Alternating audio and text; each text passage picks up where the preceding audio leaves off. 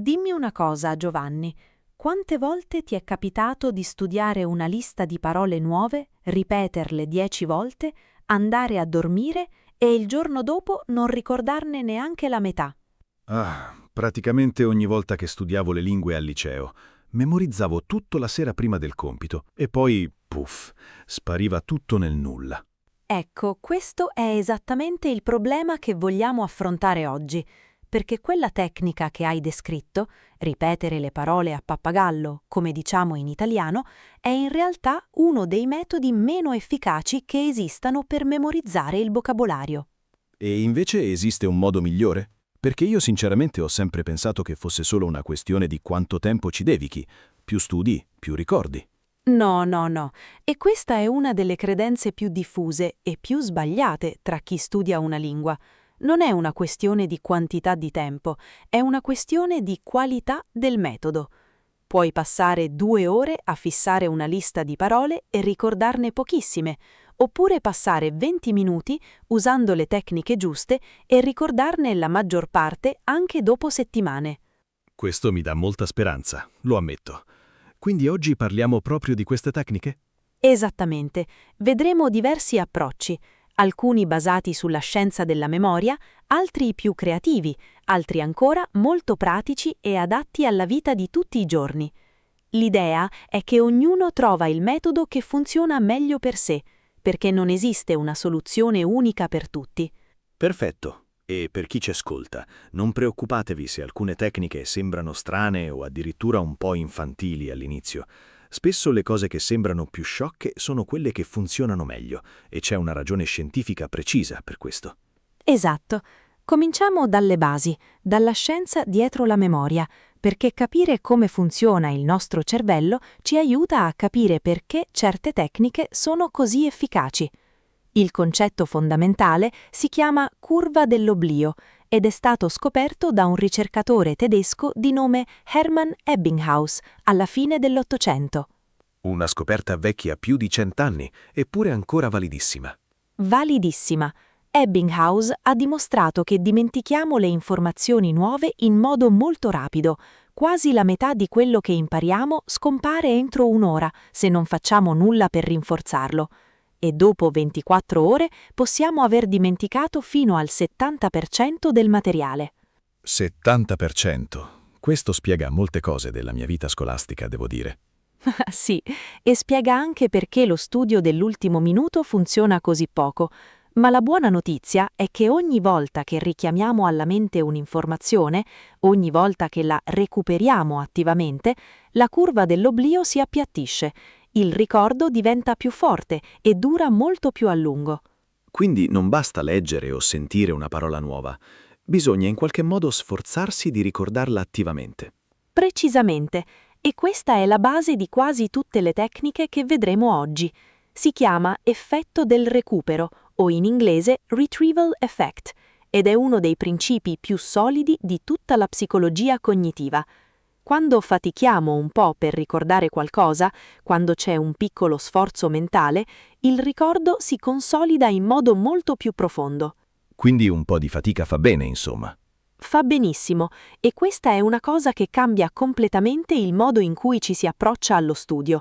Invece di chiedersi come posso rendere questo più facile, bisogna chiedersi come posso rendere questo più significativo, più coinvolgente, più attivo. Quindi partiamo dalla prima tecnica concreta. Qual è? La prima, e probabilmente la più importante, è la ripetizione spaziata, in italiano ripetizione dilazionata o semplicemente spaced repetition, come la chiamano spesso anche in italiano. L'idea è semplice: invece di ripassare le parole ogni giorno, le rivedi a intervalli crescenti. La prima volta dopo un giorno, poi dopo 3 giorni, poi dopo una settimana, poi dopo 2 settimane e così via. Quindi si aspetta di quasi dimenticarla prima di rivederla? Quasi, sì. L'idea è di ripassare la parola proprio nel momento in cui stai per dimenticarla. È il momento in cui lo sforzo di recupero è massimo e quindi il rinforzo del ricordo è massimo. Come si fa in pratica? Perché tenere traccia di tutto questo a mano sembra complicatissimo. In effetti a mano sarebbe una follia. Per questo esistono app e programmi dedicati che gestiscono tutto automaticamente. Il più famoso è Anki, A-N-K-I, che è gratuito, disponibile su computer e telefono e usatissimo da chi studia le lingue. Tu crei le tue carte con la parola italiana da un lato e la traduzione dall'altro, e Anki ti mostra ogni carta al momento giusto, in base a quanto bene l'hai ricordata nelle sessioni precedenti. Io uso Anki da anni per il giapponese e posso dire che è stato rivoluzionario. Prima passavo ore a studiare e dimenticavo tutto. Con Anki studio 20 minuti al giorno e le parole rimangono. È proprio questo il punto. 20 minuti di ripetizione spaziata valgono molto di più di 2 ore di studio tradizionale. Ma c'è un aspetto fondamentale che molte persone sbagliano quando usano Anki o simili: le carte che si creano. In che senso? Nel senso che molti creano carte semplicissime, parola italiana da un lato e la traduzione nella propria lingua dall'altro. E va bene come punto di partenza, ma le carte più efficaci sono quelle che contengono una frase di contesto, magari una frase che hai incontrato in un testo reale o che hai inventato tu stesso usando quella parola. Quindi invece di scrivere solo sbadigliare to yawn, scrivi ho sbadigliato durante tutta la riunione perché avevo dormito male. Esatto, e già così la parola ha un contesto, ha un'immagine mentale, ha quasi una storia. È infinitamente più memorabile di una parola isolata. Questo mi porta alla seconda tecnica che è strettamente collegata a quello che hai detto, l'associazione di immagini, giusto? Sì, la memoria visiva è enormemente più potente della memoria verbale astratta. Il nostro cervello non è stato progettato per memorizzare liste di simboli, è stato progettato per ricordare storie, immagini, situazioni. Quindi più riusciamo a collegare una parola nuova a un'immagine mentale vivida, meglio la ricordiamo. Come si fa in pratica? Ci sono diversi modi. Uno molto usato è il metodo della parola chiave, in inglese keyword method. Funziona così: prendi la parola italiana che vuoi imparare, trovi una parola nella tua lingua madre che suona in modo simile, anche solo vagamente, e poi crei un'immagine mentale che colleghi le due parole. Puoi fare un esempio concreto? Certo, supponiamo di voler imparare la parola italiana farfalla, che vuol dire butterfly in inglese. Un anglofono potrebbe pensare che farfalla suona un po' come far e fall, lontano e cadere, e si immagina una farfalla che cade lontano nel cielo. Non è un'associazione logica, è un'associazione visiva e sonora, e proprio per questo funziona. All'inizio sembra strano, ma ha senso. Stai creando un aggancio nella memoria, un punto di partenza per recuperare la parola. Esattamente, e più l'immagine è assurda, esagerata, buffa, colorata, più è memorabile. Il cervello ricorda le cose insolite molto meglio di quelle ordinarie, quindi non aver paura di creare associazioni ridicole o surreali, anzi, è proprio quello che vuoi. C'è una tecnica ancora più elaborata legata alle immagini, se non sbaglio, il cosiddetto palazzo della memoria. Ah sì, il palazzo della memoria, o metodo dei loci, come viene chiamato nella tradizione classica. È una delle tecniche mnemoniche più antiche che esistano, usata dai retori romani per ricordare discorsi lunghissimi senza note, e funziona straordinariamente bene anche per il vocabolario. Come funziona esattamente? L'idea di base è questa: immagini un luogo che conosci benissimo. La tua casa, la strada che percorri ogni giorno per andare al lavoro, il tuo supermercato preferito, un luogo con una sequenza di posizioni precise. Poi posizioni mentalmente le parole che vuoi imparare in punti specifici di quel luogo, associando ogni parola a un'immagine vivida in quella posizione. Quindi se voglio imparare 10 parole nuove, le metto in 10 posti diversi della mia casa? Esatto. Magari la prima parola è farfalla e la immagini all'ingresso di casa tua, una farfalla gigante che si schianta contro la porta. La seconda parola è temporale, un temporale in miniatura che si scatena proprio sopra il tuo divano, e così via, attraverso tutte le stanze. E per ricordare le parole fai semplicemente un giro mentale della casa? Precisamente. Il nostro cervello è eccezionale nel ricordare percorsi spaziali, è una capacità che abbiamo sviluppato nel corso di milioni di anni di evoluzione, quindi sfruttare quella capacità per il vocabolario è incredibilmente potente. Mi sembra però una tecnica che richiede parecchio tempo per essere impostata. Vale davvero la pena? Dipende dagli obiettivi. Se vuoi memorizzare rapidamente un grande numero di parole, per un esame per esempio, o per prepararsi a un viaggio, allora sì, vale assolutamente la pena. Ma hai ragione che richiede un investimento iniziale. Per l'apprendimento quotidiano a lungo termine ci sono tecniche più pratiche e veloci.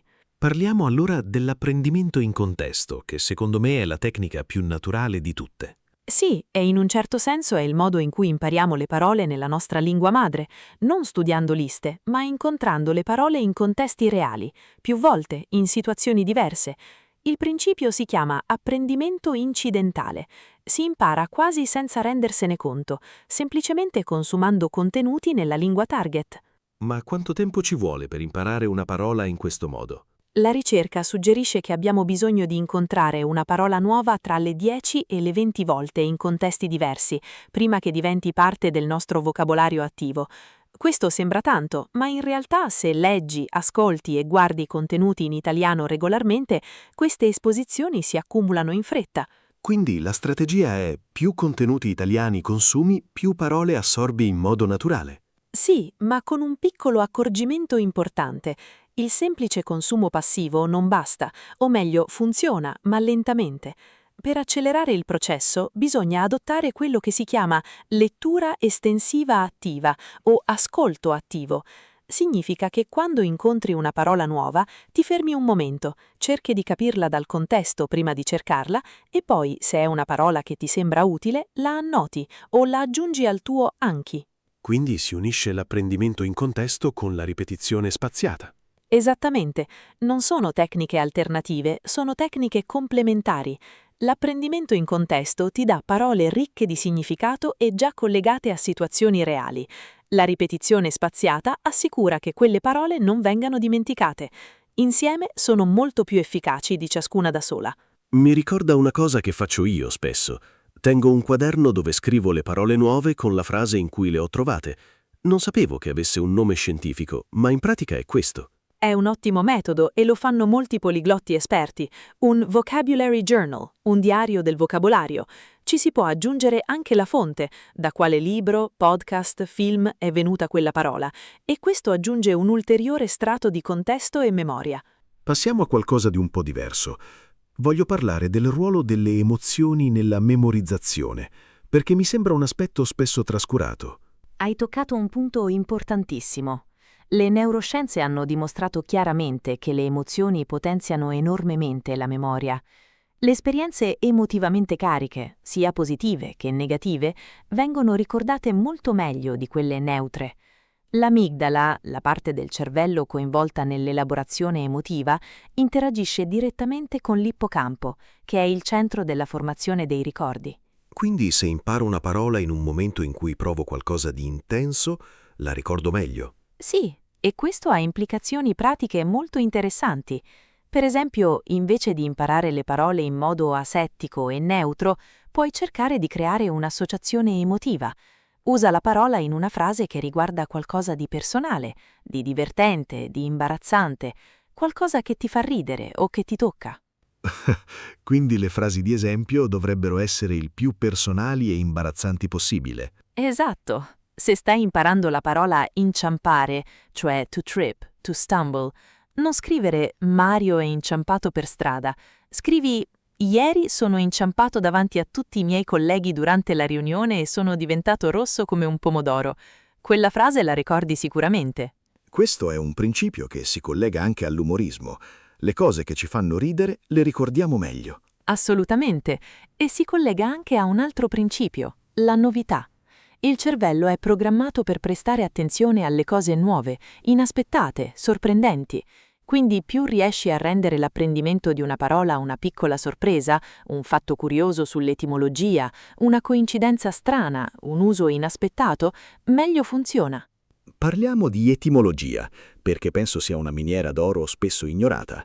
È una miniera d'oro enorme, soprattutto per chi parla lingue romanze come lo spagnolo, il francese, il portoghese o ovviamente l'italiano. Moltissime parole italiane vengono dal latino e conoscere la radice latina ti permette di capire e ricordare intere famiglie di parole insieme. Puoi fare qualche esempio? Certo, prendiamo la radice latina port, che significa portare.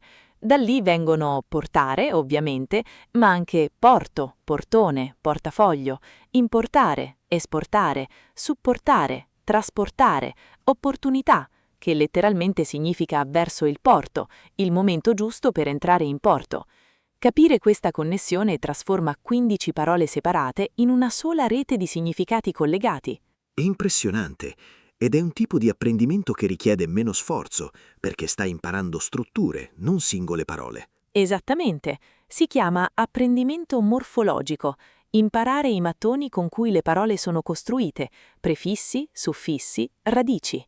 In italiano ci sono schemi ricorrenti molto utili, per esempio il prefisso s o dis spesso indica una negazione o un'inversione, fare, disfare, ordine, disordine, montare, smontare, apparire, sparire.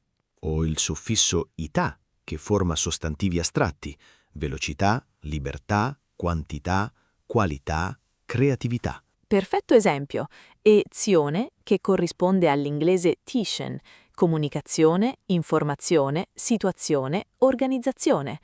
Una volta che conosci questi schemi, riesci a intuire il significato di parole che non hai mai visto prima, o almeno a fare un'ipotesi ragionevole. Questo è incredibilmente utile anche per la lettura. Quante volte ci si blocca su una parola sconosciuta e si perde il filo? Esatto, e la competenza morfologica riduce moltissimo queste interruzioni. Non devi capire ogni singola parola, spesso puoi dedurre abbastanza dal contesto e dalla struttura per continuare a leggere o ascoltare, senza fermarti ogni 3 secondi a cercare sul dizionario. Che porta a un altro punto importante. Quando cercare sul dizionario e quando no? Ah, questa è una domanda ottima. Molti studenti cercano ogni parola sconosciuta, il che interrompe continuamente il flusso e rende la lettura o l'ascolto un'esperienza frustrante. La regola che consiglio è: se capisci il senso generale senza quella parola, vai avanti. Se quella parola è chiaramente centrale per il significato del testo, allora cercala, ma sii selettivo. Vorrei parlare ora di una tecnica che mi ha cambiato completamente il modo di studiare. Il chunking, o come diciamo in italiano, l'apprendimento a blocchi o a gruppi. Sì, è una tecnica potentissima e molto sottovalutata. L'idea è di non imparare le parole in isolamento, ma in gruppi semantici, cioè gruppi di parole che appartengono allo stesso campo, alla stessa situazione, allo stesso tema. Quindi, invece di avere una lista miscelanea di parole nuove, le organizzi per categorie. Esatto. Per esempio, invece di imparare forchetta, ombrello, ginocchio e treno tutte insieme in modo casuale, dedichi una sessione a tutto il vocabolario della cucina: forchetta, coltello, cucchiaio, padella, pentola, forno, bollire, friggere, mescolare, aggiungere. In questo modo le parole si rinforzano a vicenda e sono tutte collegate allo stesso schema mentale. E quando poi sei in cucina o parli di cucina, hai già tutto quel blocco di vocabolario disponibile insieme. Perfetto. E questo si collega a un principio molto importante che si chiama apprendimento contestualizzato per tema. Quando impari in questo modo, non stai solo memorizzando parole, stai costruendo schemi mentali, reti di concetti collegati tra loro, e queste reti sono molto più resistenti all'oblio di una lista di parole isolate. C'è anche la variante di imparare parole che si usano spesso insieme, le cosiddette collocazioni, vero? Sì, le collocazioni sono fondamentali e spesso vengono completamente ignorate dai corsi di lingua tradizionali. Una collocazione è una combinazione di parole che in italiano si usano naturalmente insieme, non per una regola grammaticale, ma per convenzione. Per esempio, in italiano si fa una domanda, non si dice una domanda; si dà fastidio, non si fa fastidio; si prende una decisione, non si fa una decisione. Ah, questo è uno dei punti dove anche chi parla italiano molto bene può sembrare non madrelingua, usare le collocazioni sbagliate. Esattamente. E imparare le collocazioni insieme alle parole nuove è molto più efficiente che imparare le parole da sole. Quindi, nel tuo dizionario personale, quando scrivi una parola nuova, scrivi anche le collocazioni più comuni. Non solo fastidio, ma dare fastidio, essere seccato, che seccatura. Passiamo ora a qualcosa di molto pratico, l'etichettatura degli oggetti. È una tecnica vecchissima, ma funziona ancora. Funziona benissimo, soprattutto nelle fasi iniziali dell'apprendimento. L'idea è di mettere dei bigliettini sugli oggetti di casa con il nome in italiano: il frigorifero, la finestra, lo specchio, il rubinetto, il cuscino. Ogni volta che usi quell'oggetto, vedi il suo nome in italiano e la tua mente fa automaticamente la connessione. È un sistema passivo, però, non richiede un vero sforzo di recupero attivo. Hai ragione ed è un limite reale, ma è molto utile come esposizione ripetuta. Si può rendere più attivo in questo modo. Dopo qualche giorno togli i bigliettini e prova a ricordare i nomi. Oppure, invece di scrivere il nome sull'oggetto, scrivi una domanda. Come si chiama questo oggetto? E poi giri il bigliettino per vedere la risposta. Ah, intelligente. Trasformi il bigliettino in una flashcard fisica. Esatto. E questo principio, trasformare la revisione passiva in recupero attivo, è applicabile a quasi tutte le tecniche che abbiamo menzionato. La differenza tra guardare una parola e sforzarsi di ricordarla è enorme in termini di consolidamento della memoria. Vorrei toccare anche il tema dell'output, cioè usare attivamente le parole nuove invece di studiarle soltanto in modo ricettivo. Questo è cruciale. C'è una differenza molto importante tra vocabolario ricettivo, le parole che capisci quando le senti o leggi, e vocabolario produttivo, le parole che usi attivamente quando parli o scrivi. La maggior parte degli studenti ha un vocabolario ricettivo molto più ampio di quello produttivo, perché studiano le parole ma non le usano. E come si sposta una parola dal vocabolario ricettivo a quello produttivo? Usandola. Sembra ovvio, ma molte persone si trattengono dall'usare parole nuove perché hanno paura di sbagliare. E questa paura è il nemico numero uno dell'apprendimento attivo. Bisogna usare le parole nuove il più presto possibile, in conversazione, in un diario, in messaggi scritti, in qualsiasi contesto. Anche se si le usa in modo imperfetto? Assolutamente, soprattutto se si le usa in modo imperfetto. Gli errori fanno parte del processo e spesso ricordiamo benissimo una parola che abbiamo usato in modo sbagliato e siamo stati corretti. Quella correzione diventa un momento emotivamente significativo e il ricordo si consolida. Parliamo di un metodo che amo particolarmente. Imparare attraverso le canzoni. È davvero efficace o è solo piacevole? È entrambe le cose e non sono in contraddizione. Le canzoni sono uno strumento straordinario per il vocabolario per tutta una serie di ragioni che si intrecciano tra loro. Prima di tutto, la musica aggiunge una dimensione emotiva e ritmica al testo. Le parole non sono più simboli astratti, sono associate a una melodia, a un ritmo, a una sensazione. E tutti abbiamo l'esperienza di ricordare a memoria canzoni che non abbiamo mai studiato, solo perché le abbiamo sentite molte volte. Esattamente.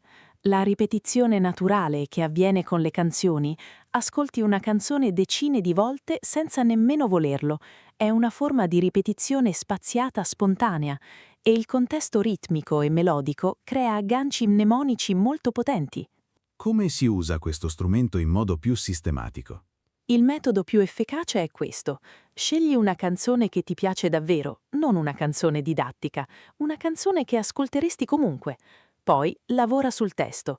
Prima leggi le parole senza musica, capisci il significato generale, identifica le parole nuove. Poi cerca le parole che non conosci, ma solo quelle che compaiono più volte o che sembrano centrali nel testo. Non si cerca ogni singola parola. No, sarebbe controproducente. L'obiettivo non è capire tutto alla perfezione, è avere una comprensione sufficiente per godere della canzone e per far sì che le parole nuove abbiano un contesto emotivo. Poi ascolti la canzone sapendo cosa dice e le parole si incidono molto più profondamente. C'è una tecnica simile per i film e le serie TV, vero? Sì, ed è molto popolare. Si chiama spesso metodo dei sottotitoli progressivi. L'idea è di guardare prima con i sottotitoli in italiano, poi senza sottotitoli, poi magari rivedere alcune scene con i sottotitoli nella propria lingua per chiarire dubbi. L'importante è non usare fin dall'inizio i sottotitoli nella propria lingua madre, perché in quel caso non si ascolta davvero l'italiano, si legge la traduzione e si ignora l'audio. Sì, è una trappola in cui cadono molti. Si sentono come se stessero studiando, ma in realtà stanno solo leggendo la traduzione con un sottofondo in italiano. Perfettamente detto. E lo stesso principio vale per i podcast. Molti podcast italiani per apprendenti, come questo, hanno trascrizioni o riassunti. Usarli come supporto, non come sostituto. Prima ascolta, poi leggi la trascrizione per confermare o chiarire. Cambiamo un po' prospettiva. Voglio parlare di alcune trappole comuni, errori che fanno molti studenti nonostante le buone intenzioni. Ottima idea. Il primo grande errore è quello che io chiamo l'illusione della familiarità. Hai presente quella sensazione quando studi una parola, la guardi e pensi «sì, la conosco»? Quella sensazione è spesso ingannevole. Riconoscere una parola quando la vedi non significa saperla produrre da soli e non significa che la ricorderai tra una settimana. È la differenza tra riconoscimento e recupero di cui parlavamo prima. Esatto. E il test vero non è riconosco questa parola quando la leggo, ma riesco a ricordarla quando ne ho bisogno senza averla davanti? Per questo il recupero attivo, le flashcard, i quiz, scrivere le parole di memoria è così importante. Ti forza a fare il test vero, non quello facile. Secondo errore? Imparare troppe parole contemporaneamente, senza ripassare quelle già studiate. Molti studenti sono entusiasti all'inizio e vogliono imparare 20-30 parole al giorno. Il risultato è che dopo una settimana hanno una lista enorme di parole che non ricordano più. Meglio poche parole ben consolidate che tante parole dimenticate. Molto meglio. La ricerca suggerisce che imparare tra le 5 e le 15 parole nuove al giorno, dipende dal livello e dalle risorse di tempo, è un ritmo sostenibile che permette anche di ripassare adeguatamente le parole già studiate. L'obiettivo non è la lunghezza della lista, ma la solidità del vocabolario. Terzo errore? Studiare sempre nello stesso modo. Il cervello si adatta e si annoia. Se fai sempre lo stesso esercizio, ad esempio guardate parola, voltate la carta, di Anki, alla lunga l'efficacia diminuisce. Bisogna variare, a volte flashcard, a volte scrittura di frasi, a volte conversazione, a volte giochi linguistici. Questa variazione mantiene alta l'attenzione e crea connessioni diverse per la stessa parola nella memoria. Vorrei parlare di qualcosa di pratico e quotidiano. Come integrare lo studio del vocabolario nella vita di tutti i giorni, senza che sembri un compito aggiuntivo. È forse la cosa più importante di tutto quello di cui abbiamo parlato, perché tutte le tecniche del mondo non servono a niente se non le usi con costanza, e la costanza richiede che lo studio diventi un'abitudine naturale, non uno sforzo straordinario. E il modo migliore per creare un'abitudine è agganciarla a qualcosa che fai già. Esattamente. Si chiama habit stacking, costruzione a catena delle abitudini. Invece di cercare di creare un momento di studio completamente nuovo nel tuo orario, agganci il ripasso del vocabolario a qualcosa che già fai ogni giorno. Mentre fai colazione, rivedi i 10 flashcard. Mentre aspetti l'autobus, ascolti un podcast in italiano. Mentre fai la doccia, reciti mentalmente le parole nuove della settimana. La doccia è un posto fantastico per fare pratica mentale, tra l'altro. Zero distrazioni, la mente è rilassata. Sì, molti poliglotti confessano di parlare da soli sotto la doccia nella lingua che stanno imparando. Sembra strano, ma è una tecnica validissima. Si chiama self-talk, il monologo interiore nella lingua target. Invece di pensare in italiano solo quando studi, provi a pensare in italiano nella vita quotidiana. Descrivi mentalmente quello che fai. Sto preparando il caffè, adesso accendo il fornello, metto l'acqua nella moka. E così le parole si collegano ad azioni reali, a sensazioni reali, non solo a simboli su carta. Esatto, e questo è un livello di integrazione della lingua molto più profondo di qualsiasi lista di vocaboli. Quando una parola fa parte del tuo flusso di pensiero, è davvero tua. Un'altra tecnica quotidiana che mi ha suggerito un mio amico poliglotta è quella di tenere un mini diario in italiano, anche solo 3 frasi al giorno. È una tecnica eccellente e molto accessibile. Non deve essere un saggio letterario, possono essere 3 frasi semplicissime su quello che hai fatto o pensato in giornata. Oggi ho avuto una riunione noiosa, ho mangiato una pizza con i colleghi, questa sera leggo un po' prima di dormire. Bastano queste 3 frasi per usare attivamente il vocabolario che stai imparando e per notare quali parole ti mancano ancora. Quando noti una parola che ti manca, che vorresti usare ma non conosci in italiano, quella è una parola prioritaria da imparare. Esattamente. Le parole che provi a usare e non riesci sono le più motivanti da imparare, perché hai già un contesto personale per loro, hai già il buco nella frase che quella parola deve riempire. Parliamo ora di gamification, rendere lo studio più simile a un gioco. Ah sì, è un settore che è esploso negli ultimi anni con app come Duolingo, ma il principio si può applicare anche in modo indipendente. L'idea è di sfruttare i meccanismi psicologici dei giochi, punti, livelli, sfide, progressi visibili, per rendere lo studio più coinvolgente. Duolingo ne è l'esempio più famoso. Funziona davvero. Come strumento principale, no. Le ricerche sul suo reale impatto sull'apprendimento sono abbastanza scettiche. Come strumento di mantenimento dell'abitudine e di esposizione supplementare, sì, può essere utile, ma non è un sostituto per le tecniche più sostanziali di cui abbiamo parlato. Però i principi della gamification si possono applicare in modo più serio. Assolutamente. Per esempio, puoi tenerti un registro visivo dei progressi. Ogni settimana conti quante parole hai aggiunto al tuo vocabolario attivo e lo segnali su un grafico o calendario. Vedere la propria crescita nel tempo è molto motivante. O puoi sfidarti te stesso. Questa settimana voglio riuscire a parlare per 10 minuti senza tornare all'italiano, e poi cronometri davvero. O fare sfide con un partner linguistico. Sì, il partner linguistico è un moltiplicatore di tutto. Avere qualcuno con cui praticare, che sia un madrelingua, un altro studente di italiano o anche un tutor online, crea responsabilità, crea conversazioni reali e spesso è più motivante di studiare da soli. E le parole che usi in conversazione vera si fissano in modo molto più efficace di quelle studiate in isolamento. Come fare a trovare un buon partner linguistico per l'italiano? Ci sono diverse piattaforme apposite, italki, Tandem, HelloTalk. Su queste piattaforme puoi trovare madrelingua italiani che vogliono imparare la tua lingua e fare scambio. Un'ora a testa, metà del tempo nella tua lingua, metà in italiano. Oppure puoi pagare per sessioni con un tutor su italki, che è molto più economico di un corso tradizionale. Siamo quasi alla fine di questa lezione ricchissima. Voglio però dedicare un po' di tempo a qualcosa che non si dice abbastanza: il ruolo del sonno e del riposo nell'apprendimento del vocabolario. Ah, questo è uno di quegli argomenti che sembrano avere poco a che fare con lo studio, ma che in realtà sono fondamentali.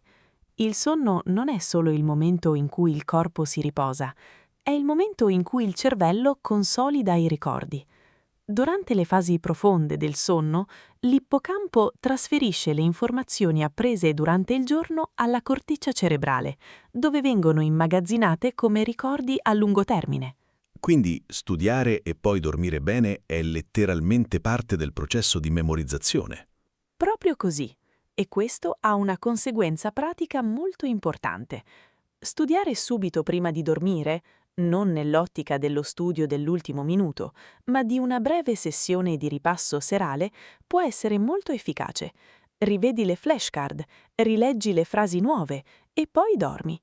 Il cervello continuerà a lavorare su quel materiale durante la notte. E al contrario, studiare molto e dormire poco è controproducente. Molto controproducente. La privazione del sonno compromette seriamente la capacità di memorizzare nuove informazioni. Quindi chi sacrifica il sonno per studiare di più sta in realtà facendo il contrario di quello che vorrebbe. Dormire 7-8 ore è parte integrante di un piano di studio efficace. Parliamo anche di un aspetto psicologico importante: la gestione della frustrazione, perché imparare il vocabolario può essere frustrante, dimentichi parole che ti sembrava di aver imparato, fai fatica con certi suoni, certi concetti. La frustrazione è normale e fa parte del processo, ma è importante non interpretarla come un segnale di fallimento o di mancanza di talento. Il dimenticare le parole non è un fallimento, è il modo normale in cui funziona la memoria umana, ed è proprio per questo che esistono le tecniche di ripetizione spaziata. Ogni volta che dimentichi e poi ricordi, il ricordo diventa più forte. Quindi il dimenticare non è il nemico, è anzi parte del processo di consolidamento. Esattamente. Il vero nemico è smettere di provare. E una cosa che aiuta moltissimo a mantenere la motivazione è concentrarsi sui progressi piuttosto che sulla distanza dal traguardo. Invece di pensare «ho ancora 10.000 parole da imparare», pensa «3 mesi fa non capivo nulla di questo podcast e adesso lo capisco quasi tutto». Questo tipo di confronto con il sé passato è molto più motivante di qualsiasi confronto con un ideale astratto. Prima di chiudere, Facciamo un riepilogo delle tecniche principali che abbiamo visto oggi. Ottima idea! Abbiamo parlato della ripetizione spaziata con app come Enki, il metodo più scientificamente solido per non dimenticare le parole, del metodo della parola chiave e del palazzo della memoria, tecniche basate sulle associazioni visive, dell'apprendimento in contesto, leggere, ascoltare, guardare contenuti reali in italiano e annotare le parole nuove con la loro frase in contesto.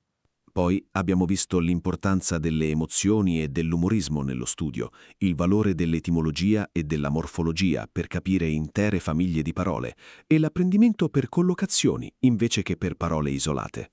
E nella parte più pratica, l'etichettatura degli oggetti, il self-talk quotidiano, il diario in italiano, l'apprendimento attraverso canzoni e serie TV e l'importanza di un partner linguistico o di un tutor.